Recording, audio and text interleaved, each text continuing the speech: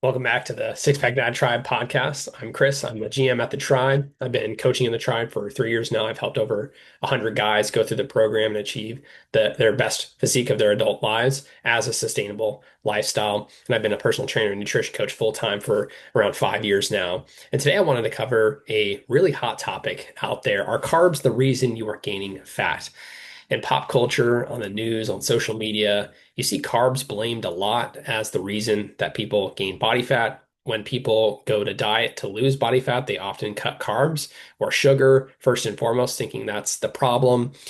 These days you hear a lot about insulin and blood sugar, and carbs influence that. And so today I wanted to just cover what's the facts about carbs, dispel some myths, and ultimately give you some practical advice that you can apply to your nutrition routine surrounding carbs so that you can better incorporate them to help you lose fat in a sustainable way. So, first and foremost, let's define what a carb even is. I think a lot of people don't understand what carbs are. Carbs are a macronutrient, and there are three primary macronutrients in the human diet: carbs, protein, and fat. So any food that we eat is made up of one or multiple of those three. They each contribute a certain amount of calories, and so again, food is ultimately made up of these macronutrients. Carbs provide 4 calories per gram. Um, Protein provides 4 calories per gram. Fat provides 9 calories per gram. And so again, all food is made up of one of these three or a combination of these three, and each is contributing a certain amount of calories. So that's important to note because calories ultimately dictate whether we lose body fat and or gain body fat. And so when we're asking the question, what is causing me to gain body fat? Ultimately, it's calories, and those calories can come from these three sources, and we'll talk a little bit more about that. But it's important to note that carbs actually are one of the lower calorie dense macronutrients that exist. Carbs are broken down into glucose in the body. So no matter where you get your carbs from, they're ultimately broken down into glucose, which is the usable form of carbohydrates. It's your body's favorite and preferred form of energy. And so when it's available, your body uses it first and foremost. Um, Carbs, contrary to popular belief, are necessary for the body. A lot of people, especially in the keto realm, would say that carbs are not necessary. And the reason they say this is because technically, if carbs were not being consumed in your diet, your body would create carbs out of other macronutrients via a process called gluconeogenesis, fancy word for just creating new carbs from other things. And your body does this because carbs are absolutely necessary for brain function and other things in the other processes in the body. And so that argument that they're not necessary just because we don't need to eat them because our body can make them from other things, to me is really like kind of missing the forest for the trees, get caught up in the details. Our body needs carbs, and it's most easily obtained through food that we eat and carbohydrates that we eat. So, in my opinion, you absolutely should be eating carbohydrates every single day to provide your body the baseline amount of carbs that it needs each day. And we'll go over what that is exactly. Carbs come in various forms. There's different molecular structures of carbohydrates. We won't get into details on that.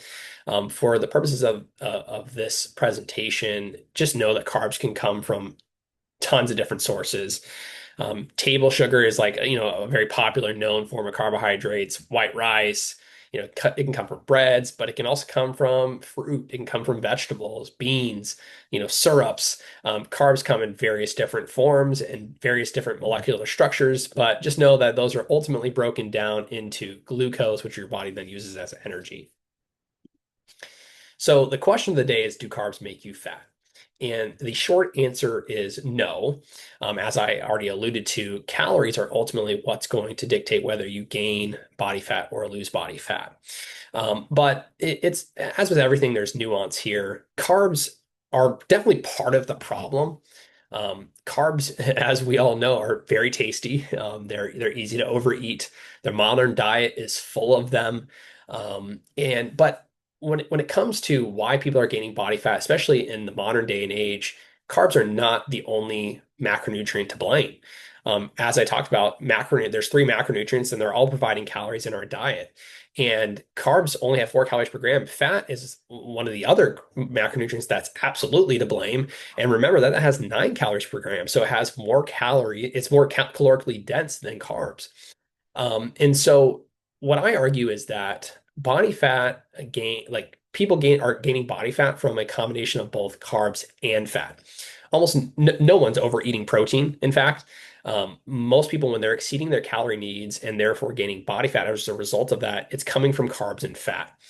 And this makes sense, especially in our modern day and age, because everything tasty is a combination of carbs and fat.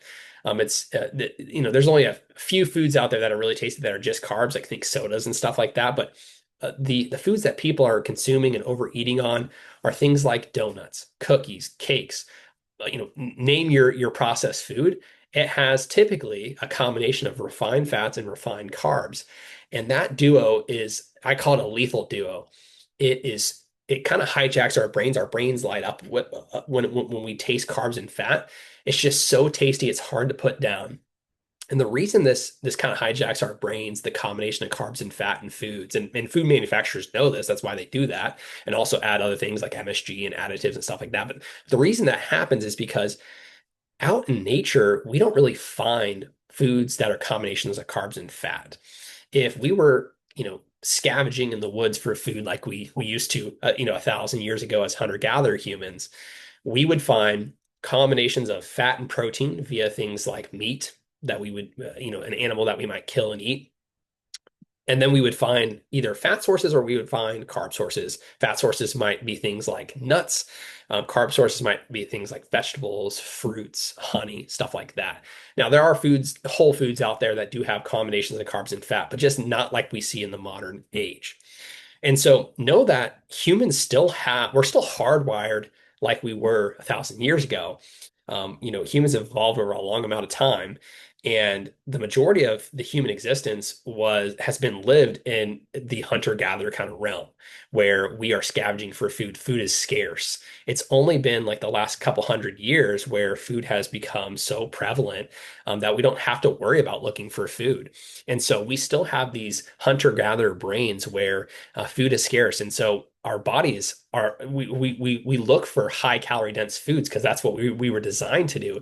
It's just now, it's just not productive for us. It's not helpful because food is abundant. We have no problem with that. But again, we still have that, hardwired into our brains to look for calorie dense foods and to seek after them. And again, that's why it lights our brain up. And that's why people overeat so quickly on foods that are combinations of carbs and fat. And that's why they're so tasty to us. So just know that's ultimately what is driving people to overeat, what is causing people to exceed their calorie limits. It's carbs and fat together, specifically refined carbs and fat.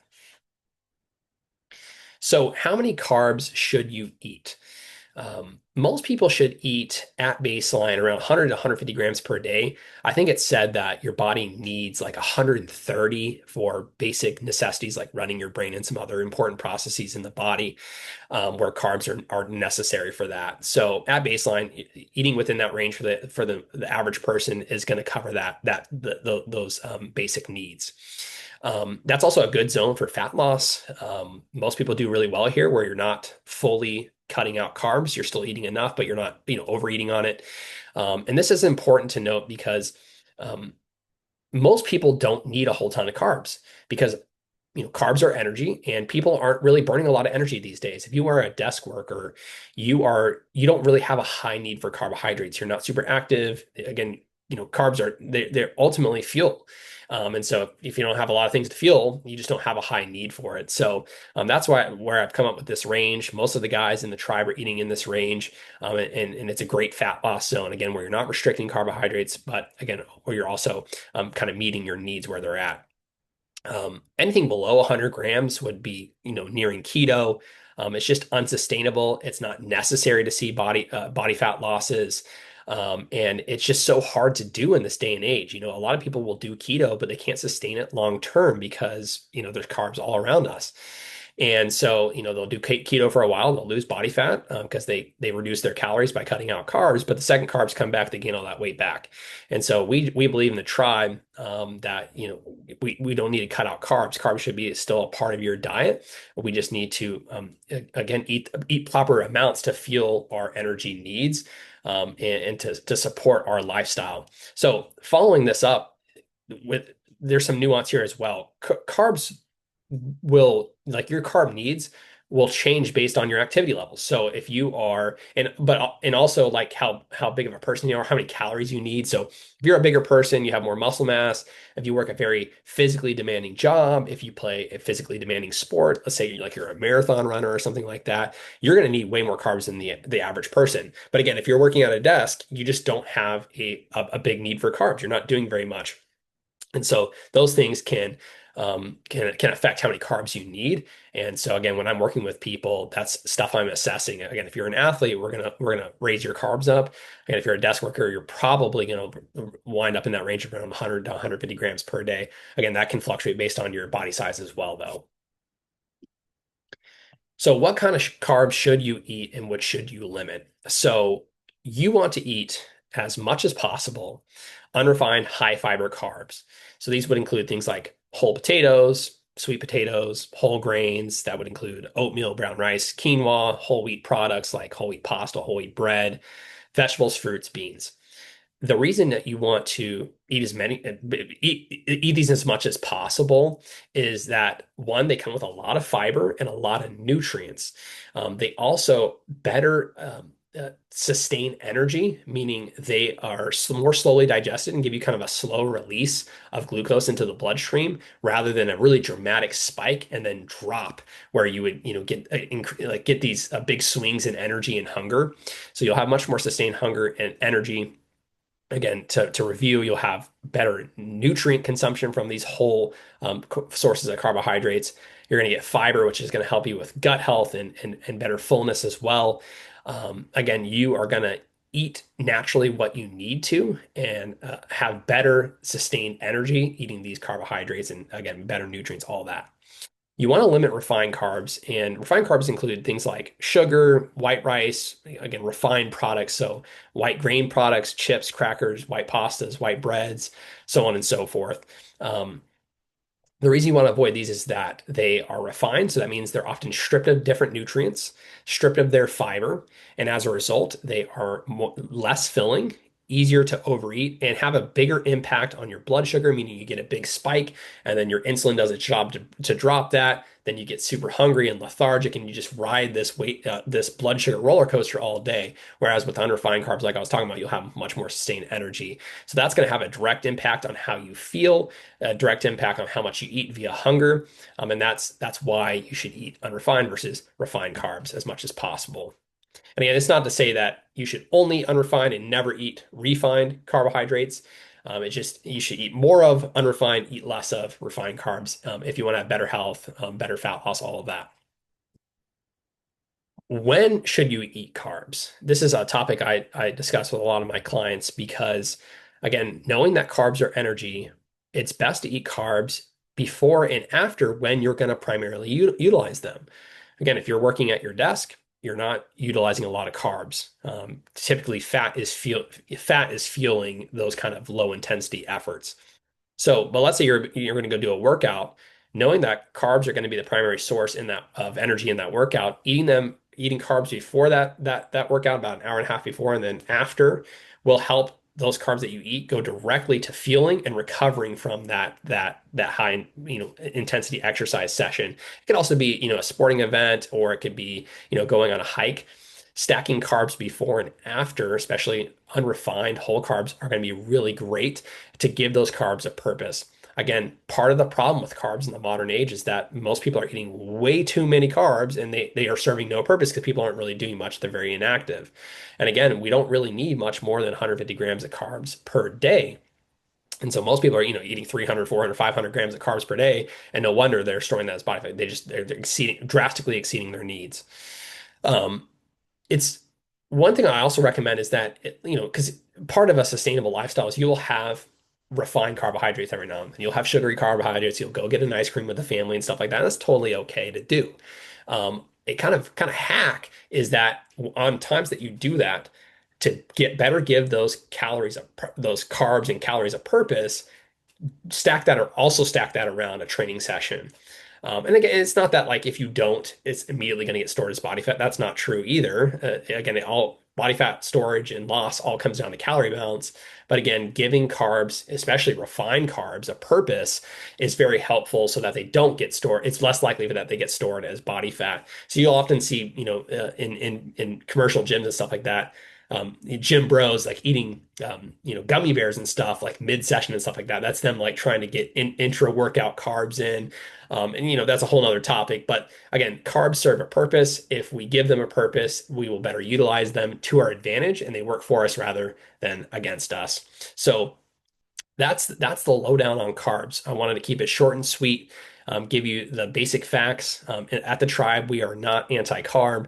Again, we have our clients eating anywhere from, in the fat loss phase, anywhere from 100 to 150 grams of carbs per day to lose fat in a sustainable way where they're not cutting them out.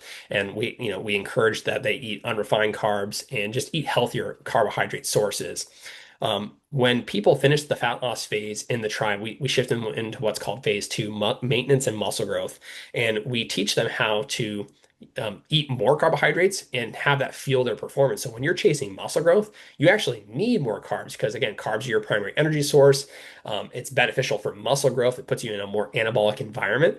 And so oftentimes we're increasing our clients in phase two, we're increasing their carbohydrate goals up to 200, 250 plus grams per day to fuel their training sessions and fuel muscle growth and repair.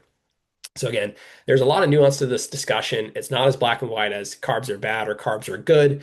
And hopefully that this presentation gave you those nuances. And if you're looking for help with your nutrition, go to the sixpackdadtribe.com/call. Book a call with us. We would love to discuss your situation and see if we'd be a good fit.